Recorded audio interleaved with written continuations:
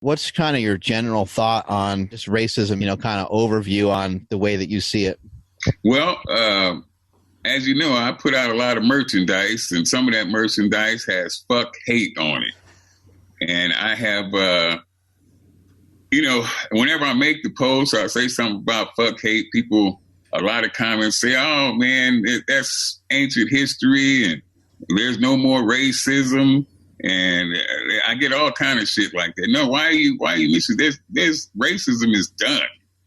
And I wish that were true, but obviously it is not. I think that on the current situation, do you want to talk about the current situation? Or? Sure. Okay, current situation. Absolutely. People are fucking fed up and they're tired of the way the shit has been going. It's been going. I mean, George Floyd is most recent, but he is not a one-off. This has happened continuously for a long-ass period of time. And it's just that this one is the freshest and the most, I'd say, blatant, because he did this right in front of everybody and said, fuck it, I know. I mean, he could see all the cell phones on him. He said, fuck it, I know you guys watch me. I know you can see this shit, and I don't give a fuck. And that, that is what I think pissed people off the most, incensed people the most. This motherfucker's total disregard for a human being. I mean, this motherfucker was less, he treated this human being less than fucking dirt. If he had done a dog like that, it would be so much outrage and protest. If he had put his knee on a dog and choked it to death, the whole fucking country would be going crazy. But since, Mark, there's I got to give you more of my background. I said I came over here in the back of a bus. My mom, my brother, and myself, we came over here. So I have lived that long. That's the early 60s. We came over in 62. And back of the bus. But my mother raised me, Mark Smelly Bell. She raised me to love everybody. You want anybody, you see my Instagram, my posts, Twitter, they know that that's what I'm preaching all the motherfucking time. Love everybody, because that's the way I was raised. Love everybody. And I said, Mama, but what about the folks that hate me? What about the people that made us ride on the back of the motherfucking bus? What about them? And she said, son, especially them. Especially because it's easy to love a motherfucker that love you back. That's easy. Any fucking body can do that. But if you can love a motherfucker that hates you for the only fucking reason, because the color of your skin, then you're doing something. Then you are Christ-like. Because only Christ could do something like that. Love a person that hates you. Somebody nails you to the fucking cross, and you love them anyway, that's going above and beyond. So that's what she required me. That's what she did. That's what she preached. So that's going above. That's the requirement that was made of me from a kid. So I learned to love everybody. But when wrong shit happened, you better goddamn well believe that I'm going to call it out for fucking wrong. And this shit is wrong. Looting is fucking wrong. Burning shit down is fucking wrong. That ain't helping shit. It must have been very difficult throughout your life to adhere to what your mom said, because you're somebody that was, you fought for this country. You were in the military, and you also worked for the United States Postal Service for a long time. So you've worked for this country, and this country treats you like shit. So it must have been very difficult. Have you been able to love people back the way that your mom requested, or was that something that had to happen with a lot of maturity? Most definitely it happened with a lot of maturity, and a lot of things that happened along the way, because in the beginning, I'm telling you, that's why I asked my mama the question. I said, what about if they hate you? Because I had no problem. Like I said, it's easy. If another race or my race, they love me, that was my philosophy for many years. If you love me, I love you. I don't give a fuck what color you is. If you love me, I love you. And I thought I was doing pretty good.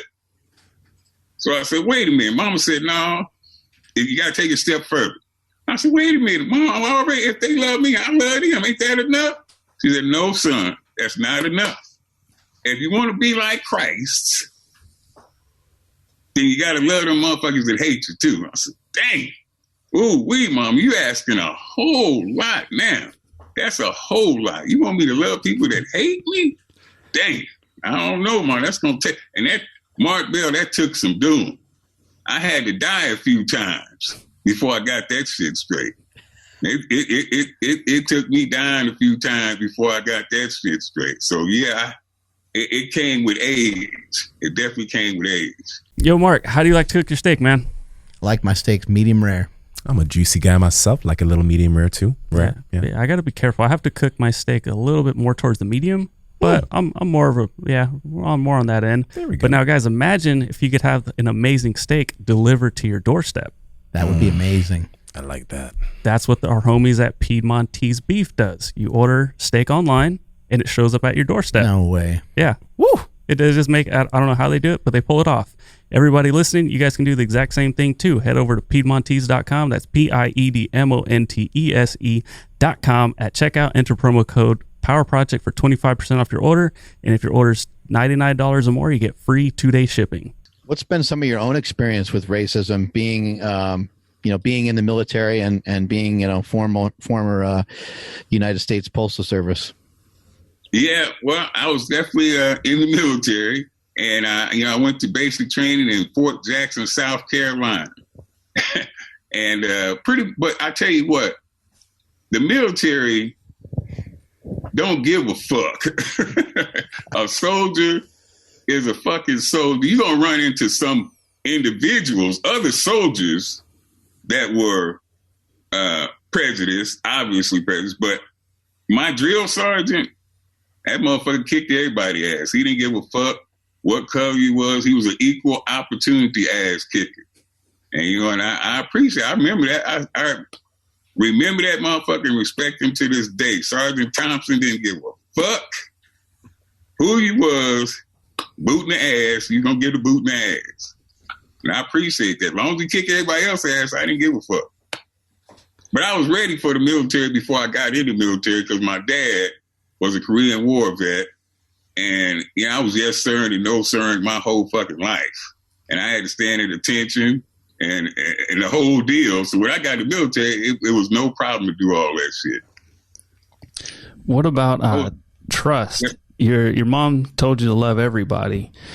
Does she give you any advice on trust? Because we see people that are they're joining these peaceful protesters, and we assume that everyone's there for the same cause. But then you turn around and somebody's causing up a ruckus, and you're just like, wait, why are you doing that for? That's not our cause anymore, and they just want to destroy things. So how can we unite ourselves if we can't really trust each other, because we think we got to kind of look over our shoulders to make sure that not everybody is just trying to start looting or just want to destroy something just because? You absolutely cannot trust every fucking body. Even in business, if you're any type of a businessman, Mark Smelly Bell, I know you know this, you cannot trust every fucking body. But if you've been around for a little while, it don't take long. You ain't got to be as old as me, as old as dirt, as Mark put it. You ain't got to be old as dirt to figure out who the fuck you can trust and who the fuck you can't trust and who's there for the right purpose and who's there not there, for obviously to cause mayhem and chaos and make people and put a black mark on a good thing. And we're trying to do good. We're trying to make a change. We want to change. We want to put an end to this bullshit. And then you got motherfuckers out there this out there for nothing near that purpose. All they want to do is disrupt and cause fucking problems for everybody. And make it look like, that the whole thing is bad. That's their only mission, is try to look like make the whole thing look bad from a few assholes. Yeah. No, I'm curious, CT, because you've seen a lot of this over the years, not just this, but 90s, 80s, you've seen it all. And a buddy of mine, I'm only 27, a buddy of mine, we're talking about this recently, and we were saying, like, man, it's kind of sad, but it's almost like we've seen all these killings of black men like us look like on TV, and we're almost a little bit jaded to it, that when we hear it happen, we see it, we're like, they got another one. Do you, after seeing all of this continuously, year by year, does it affect you less than it used to, or does it hit just as hard as it did in the past? That's a damn good question. And I want to ask you a question before I answer your question. Have you ever been pulled over for fitting the description? Yeah. And you're young. Let me tell you, I was pulled over, for the first time for fitting the description when I was 14 years old.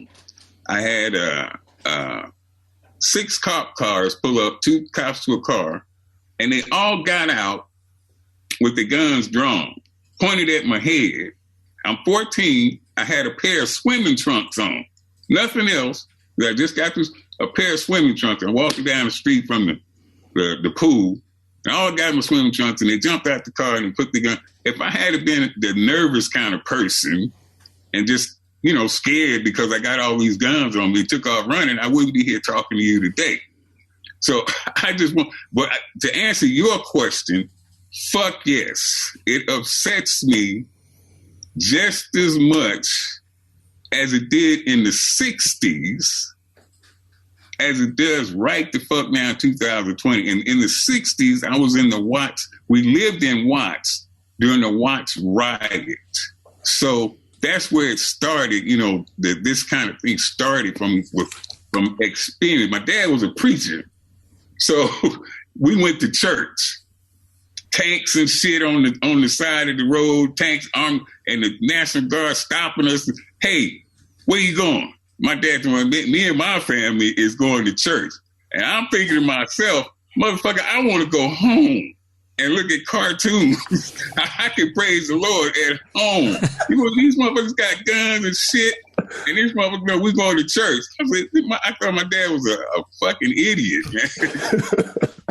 but we went, you know what I mean? So I experienced that firsthand. I was a young kid, but I remember the tanks. I remember all the shit, the commotion that went on. I remember when they called James Brown in to calm people down. I remember all that shit. And it pissed me off then. It still pissed me off. Wrong is still just as fucking wrong in the 60s as it is 2020. Wrong is always going to be wrong. And it's just as fucking wrong. I'm just as pissed off. And so when Mark asked me to do the podcast, I said, look, Mark, I might not say exactly what the fuck you want me to say, but I'm damn sure going to tell the truth, because my integrity means more to me than any motherfucking thing. I stand on my motherfucking word. I've been doing that shit my whole life, and I'm going to die just like that.